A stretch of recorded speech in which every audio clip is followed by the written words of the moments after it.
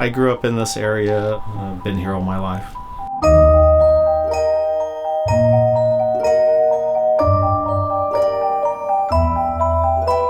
My dad had an MGTD in the 50s. A few years later, traded in on Morgan in 1959, and we've been in Morgans ever since.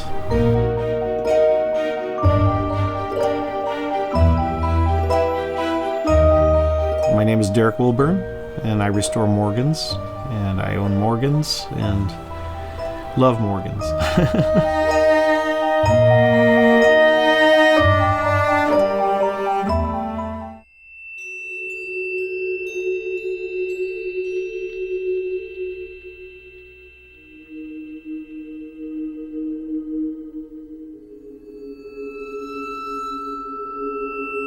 And I also collect bicycles.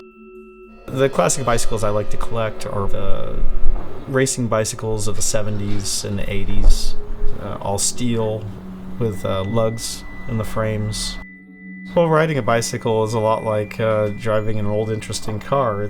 You really feel the road, and there's not so much suspension, just like a Morgan.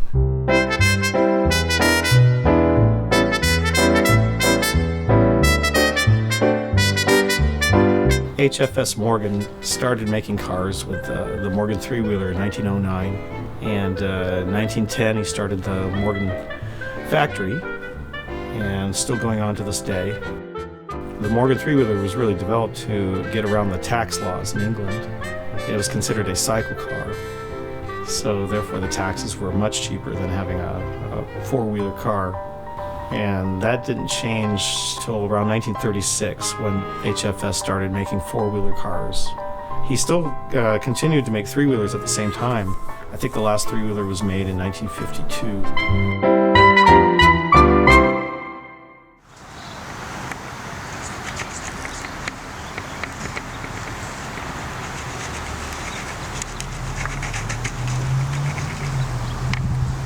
I work on the old cars. I like working on the old cars and restoring them and making them drivable for another owner.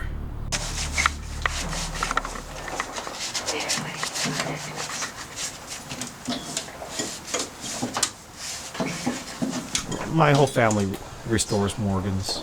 My brother likes to do the engines and transmissions and rear ends, and my mom does all the upholstery work, including tops, and my dad is an electrical engineer and very interested in doing wiring harnesses and setting up all the electrics in Morgans. So I learned how to work on Morgans by watching my dad and also helping my brother.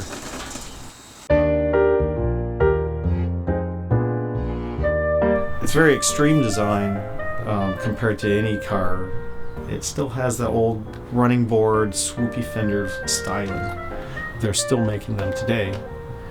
Same sliding pillar front suspension in what's called a traditional Morgan. They've always been made with steel chassis and wood body frame, except for a small stint when Peter Morgan wanted to try doing a fiberglass car in the early 60s and made 26 of those, and my brother has one of those.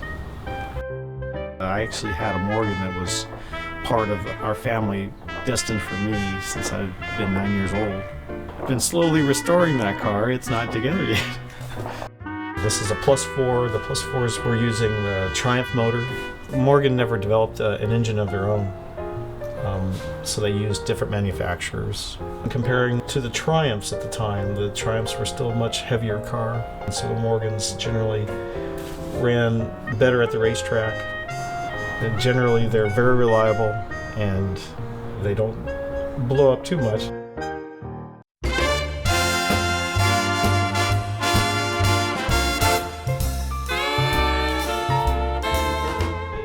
Nothing is really sealed on a Morgan. The early advertising was all about not being out of the rain, but actually kind of being part of the rain.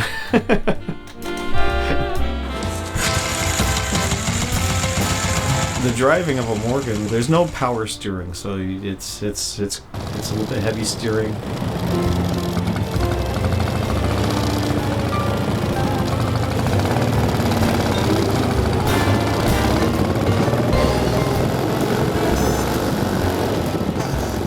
suspension is not really soft, so you feel almost everything. Going around curves, the frame kind of has this flexiness to it, so you kind of feel the body around you move as you're going through switchbacks. Sometimes they move so much that the door will open on you. I've had that happen before.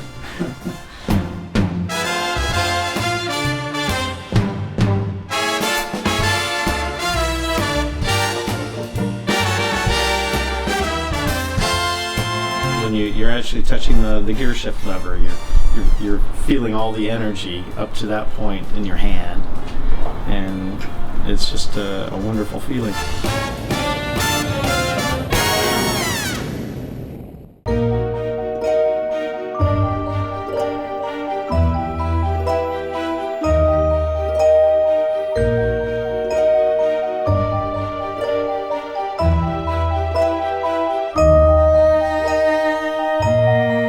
I've been in the Morgan Club for so long. I've seen a lot of interesting people who buy Morgans, and ranges anywhere from engineers who sometimes think they can improve on the Morgan and find out, well, Morgan did things in a certain way and it's probably the best way.